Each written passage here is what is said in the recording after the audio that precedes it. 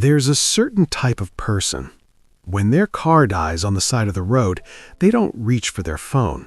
They pop the hood. They stand there, in the blazing heat or the bitter cold, staring into the engine, and something shifts in their face. Not panic, not frustration, something quieter, something that looks almost like relief. That moment deserves a closer look, because the car was never really the point. It never was.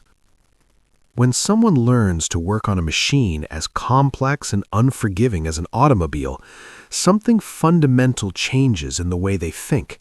It doesn't happen in a classroom. It rarely comes from a book. It happens in a driveway, lying under a vehicle, grease soaked into their forearms, wrestling with a problem that flatly refuses to cooperate. That environment does something precise and permanent to the brain.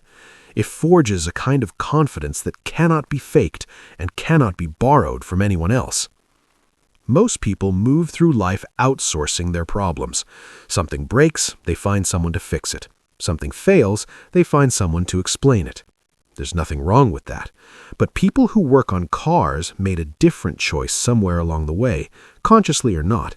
They decided the machine was knowable, that if they stayed with it long enough, it would eventually reveal itself.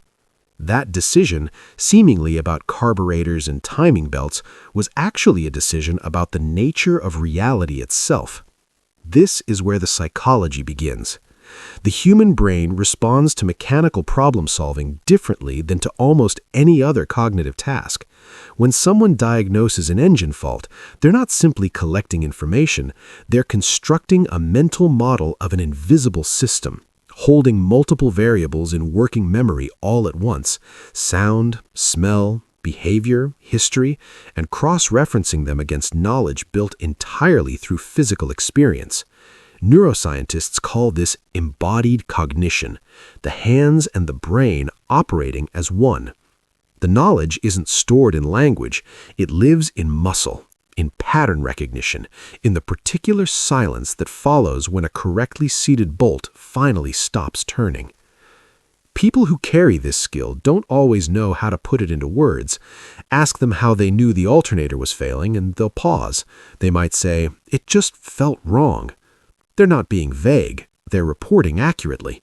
The knowledge lives beneath the level of language, and that's exactly what makes it powerful.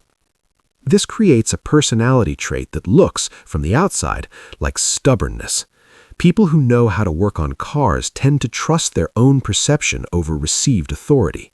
They've been in situations where the expert was wrong, where the manual didn't account for the specific wear on this particular vehicle, where their own hands told them something no diagnostic tool could confirm.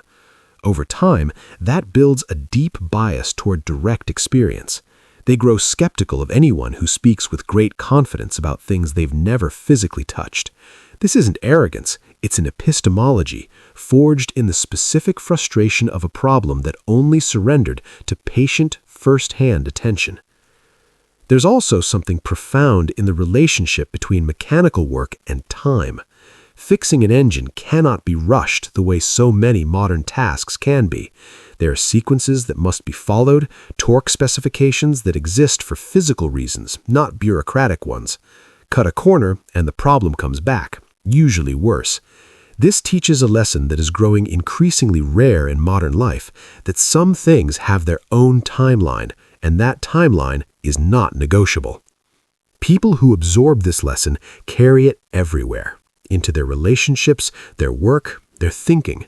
They become unusually patient with slow processes, unusually suspicious of anything promising a quick fix. Now, consider the emotional layer. Many people who work on cars first learned in the presence of someone else, a parent in a garage on a Saturday afternoon, an uncle who said nothing but handed over a wrench and simply waited, a neighbor who showed rather than explained. These weren't formal lessons, there was no curriculum. What was being passed down wasn't just technical knowledge, it was a relationship to difficulty, a way of being with a problem without walking away from it. The car was just the medium, the real content was something much harder to name. This is why car knowledge so often becomes identity. When a skill is learned through relationship, it carries emotional weight that no YouTube tutorial ever could. The wrench means something.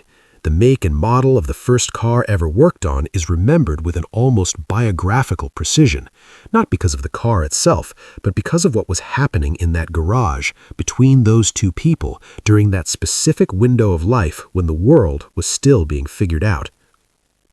And this is exactly where most people misread those who carry this skill. They see the confidence and assume it's about cars. They see the self-sufficiency and assume it's about not wanting help.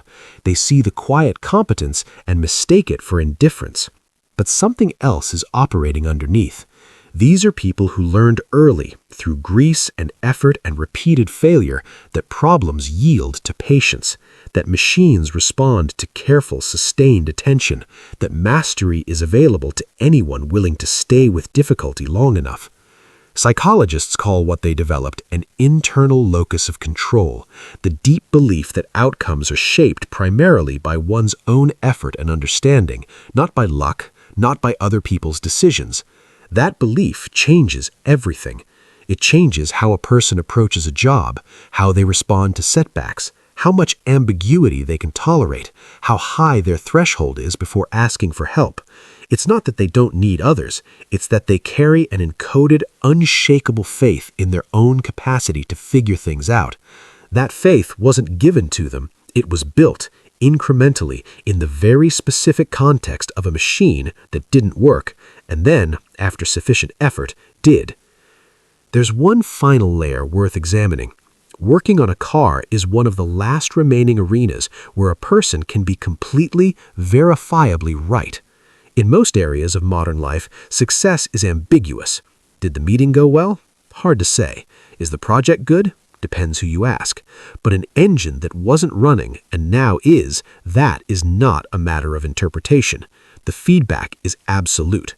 For people who spend most of their lives navigating subjective evaluation and uncertain outcomes, the garage represents something almost radical, a space where reality gives a clear, unambiguous answer. This is where mechanical work so often functions as psychological regulation. When the rest of life feels out of control, when institutions disappoint, relationships get complicated, the future turns opaque, the engine offers something rare. A bounded problem with a knowable solution. The person who retreats to the garage on a hard Sunday is not running away from their life.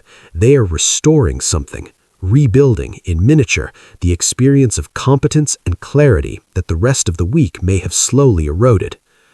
What looks like a hobby is actually a psychological coping strategy. What looks like a mechanical skill is actually a psychological one. And what looks like someone who simply knows about cars is actually someone who learned in the most physical and irreversible way possible that the world gives way to patient attention. The question worth sitting with isn't whether you know how to fix an engine.